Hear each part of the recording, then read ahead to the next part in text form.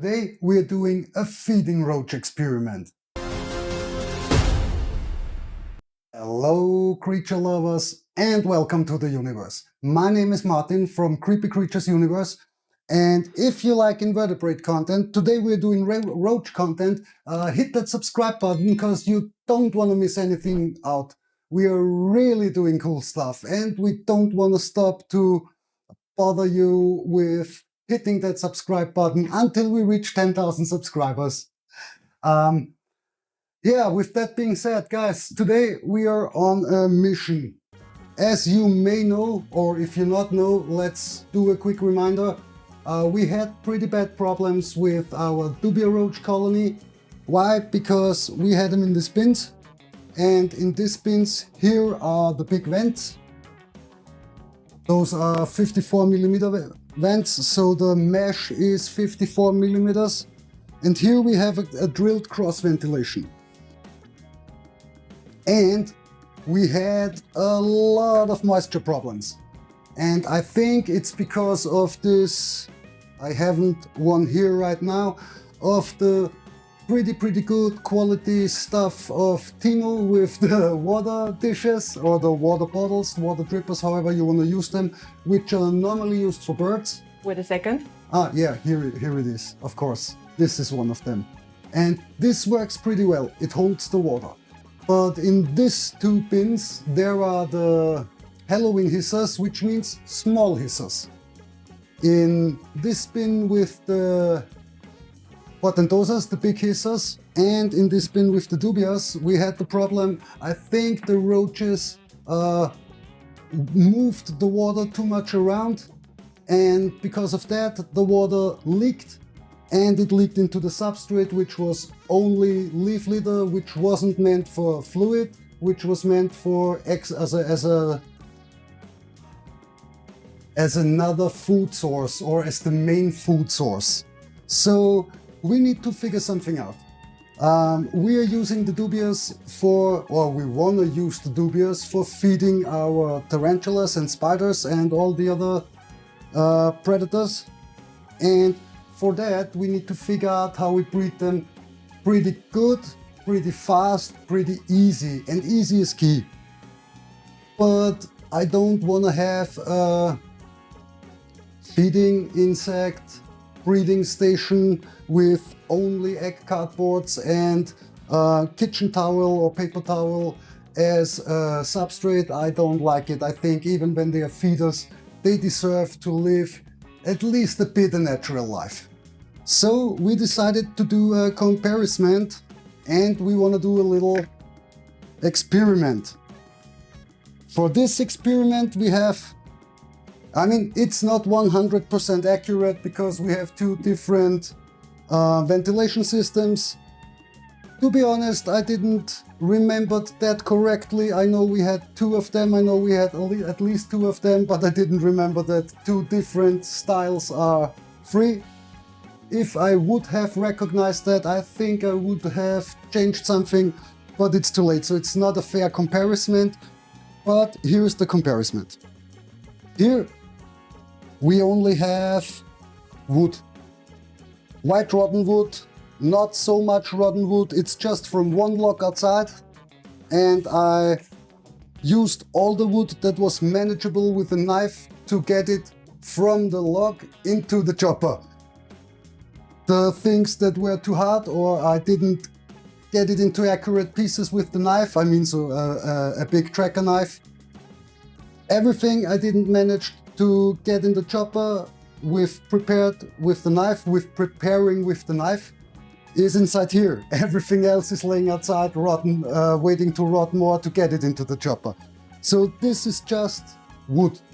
And props goes out, or thanks goes out to Roach Crossing, who did a reel in the last, I think, 2 weeks or so, where he said he's just using hardwood pellets. And I think I was going a step further with white rotten wood. Why? Because I have access to it. And here we have something I would call a really natural substrate. We have some leaf litter inside, we have some peat inside, and also white rotten wood. What we do now, I normally sieve my leaf litter, Those are the big chunks. We're putting big chunks in, and that's once again for food. So the roaches can munch on the leaf litter and have an access or an extra food source for them available that is pretty much 100% natural. It comes from outside. And to be honest with you, there is another thing I normally would not do like we do it now, and that is this wood isn't dried out completely. Why? Because I chopped it about a week ago, and as intelligent as I am, I put it in a big bin to dry it out, and then Mr. Super Intelligent put a lid on it. So what dried out? Nothing. It was just a wet lid and a wet first layer. But I put that aside a little bit, took the drier one out and hope it goes well. I mean, luckily we're talking feeder animals. And then, in this bin, we have this. Those are toilet paper and kitchen towel rolls. Once again, props goes out to the Invertebrate dude who made a reel about how to reuse toilet paper rolls. We do collect egg cardboard, but we need the egg cardboard for the isopods for the expo containers. And so we decided to use this variation this time. And we did once this small ones, which means there are 2 rolls crushed together and put in one other roll where the spaces are pretty small, and we have these ones with the bigger spaces. Why? Small roaches, big roaches. So those should be heights. We don't water. We water here a little bit, but we don't water here. And yes, of course, I need something as a water bowl. I will do something like a wick, you know, where I have a little container with a rope inside, and the rope sucks out the water and the roaches can go to the rope and nibble from the rope. I don't know how it's called in English. In German we call it a Dochttränke. And in this bin we are doing the natural stuff, and I decided to go with real bark here.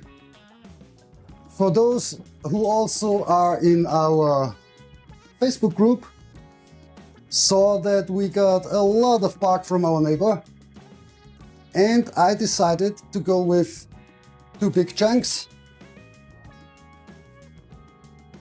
but I don't want it like this. Give me a few minutes.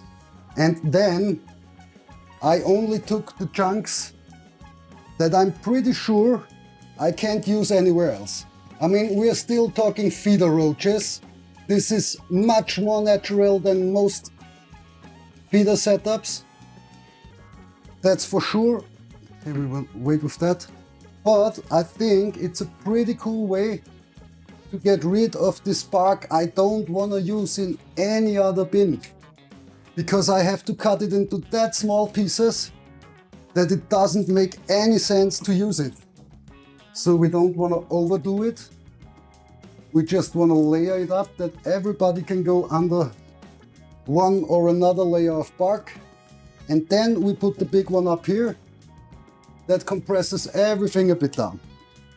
Okay, we have a lot of bark left. I think I will use this. I don't. Oh, okay, I can break it because this really looks like I can't use it anywhere else. And there is also a bit of moss and a bit of lichen, which they also will nibble on or eat. So I think that looks pretty good. Ventilation should be okay. What we'll need now? Roaches. So let's start to move the roaches. Those are 30 females that we want to release here. Ow. That was not very nice from you.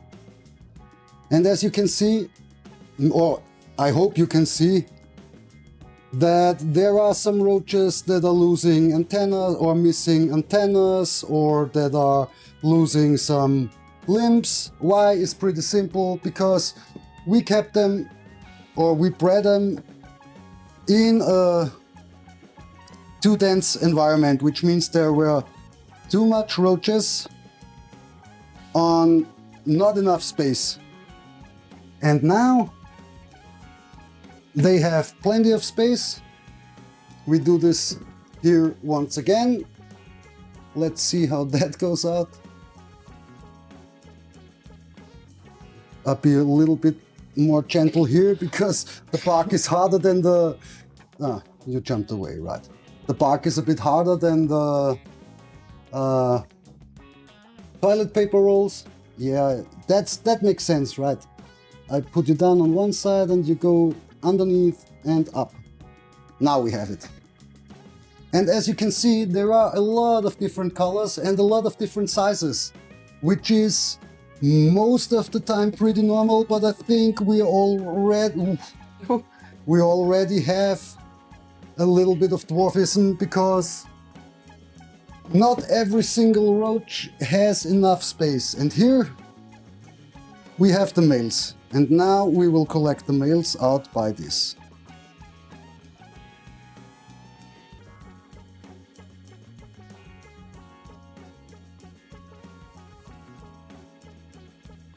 Four, 5, 6, 7, 8, 9, and 10. So the ratio is 3 to 1. We have 10 males and 30 females in each bin. Did you? Come on, go down. Thanks. Yeah. Of course you don't. No, that makes it easier.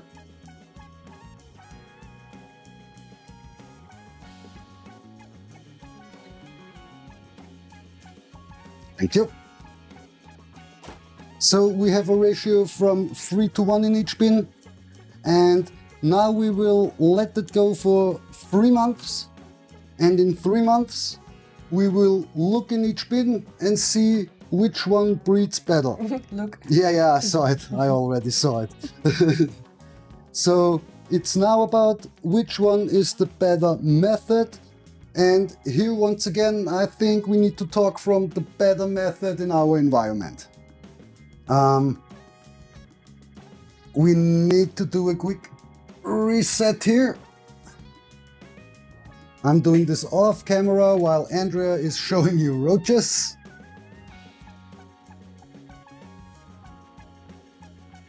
That here, oh my god, look at that. What are they doing? Okay, that's no roaches, but I think you want to see it. That's pretty interesting. We have 1, 2, 3 snails. Is this a threesome? Should we do something? I think we should we open it? Look at this. That's not good. Okay, let's make pause here. Yeah, sorry for that, creature lovers, but there was 1 snail hanging on the lid and 2 other snails on the shell of this snail, which means the body of the snail was attached to the lid and they pulled on the shell. So we need to do something about that, because that can hurt the snail, and if we see something like this, we have to intervene right from the get-go. But that's it, how it is if you keep animals and if you're in the animal room. Maybe we're lucky that we did the video now. Maybe if we did it in about 3 hours, the snail would be on the ground and dead without a shell. So maybe, it's not sure, but maybe. And now, since we're finished, we are doing the feeding tomorrow, just for you to know why we don't put food and calcium inside. It will happen tomorrow. And now we are taking these 2 bins, putting them up there in the same shelf, and watch how it goes. And creature lovers, we will let you know in 3 months how that gone. We are now feeding off the other roach bin, the other Dubia bin, to our spiders and everything else that feeds on feeders. Besides that, nothing more to say than wish you all the best, have great 3 days, and see you in the universe. And hit that subscribe button. Bye bye.